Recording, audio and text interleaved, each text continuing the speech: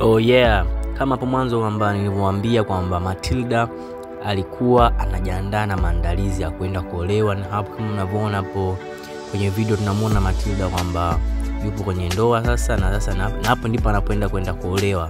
Sasa wengi mlinihisi kwamba au mlinicrush kwamba bwana Matilda atakuwa na sababu hizi na hizi. Sasa ndugu mpenzi msikilizaji, sasa nikaona ngojea tusikae hivi, nikaona wacha kwanza niwatafutie kilicho halali niwaletee ili nyie mwenyewe muweze kuona.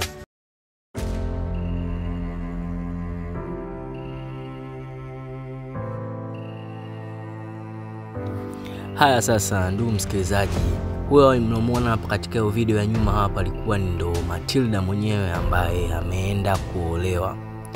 Na kwa sasa kwa taarifa ambazo nimezipata kwamba ndoa imeenda vizuri, namshukuru Mwenyezi Mungu kwamba ndoa imeisha salama, Matilda ameweza kuondoka na mumewe. Sasa ndugu msikilizaji, sasa usisahau kusubscribe na kulike na kushare katika channel yetu, na usisahau kuvisit au kutembelea channel yetu mara kwa mara ili uweze kupata update na habari mbalimbali ambazo zinazojiri kuhusu Matilda. Na je, kama unahitaji kufahamu kwamba anaweza karudi kwenye dunia au asirudi, au kipi kitatokea katika production ya Dunia, kwa sababu yeye mwenyewe pia ni character au ni mhusika pia katika tamthilia ya Dunia. Sasa naomba subscribe katika channel yetu, kama hapo notification ambazo zinazoonekana hapo, subscribe katika channel yetu ili uweze kupata update mbalimbali kuhusu urejeo wa Matilda na mengi kuhusu Dunia na mambo mengine yatayojiri. Bye bye.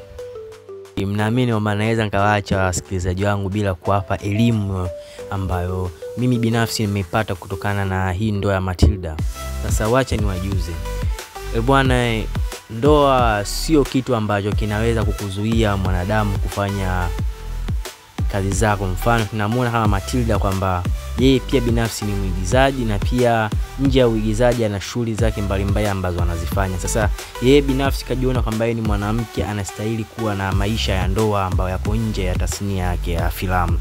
Sasa wanawake na wanaume tunatakiwa kuwa mfano mzuri katika jamii, kama alivyosema kabla kuingia katika sanaa kwamba yeye ndoto yake ni kuwa msanii na kuonyesha taswira tofauti katika maisha ya watu na maisha binadamu. Sasa tunamshukuru sana Matilda kwa kuwa mfano mzuri kwa jamii na kwa vijana wengi ambao wanatamani afike pale alipo yeye. Sasa ndugu msikilizaji, mara hii kweli nitawaaga kwamba bye bye, lakini msisahau nilichowaambia kwamba ndoa sio kikwazo cha wewe kuto kushindwa kufanya kitu chochote katika maisha yako. Ndoa ni sehemu ya maisha ambayo mwanadamu yote inabidi apitie. Sasa usisahau kusubscribe, kulike na kushare video hii ili wengine wapate kujifunza na kupata elimu zaidi kama elimu uliyoipata wewe. Uwe na siku njema. Goodbye.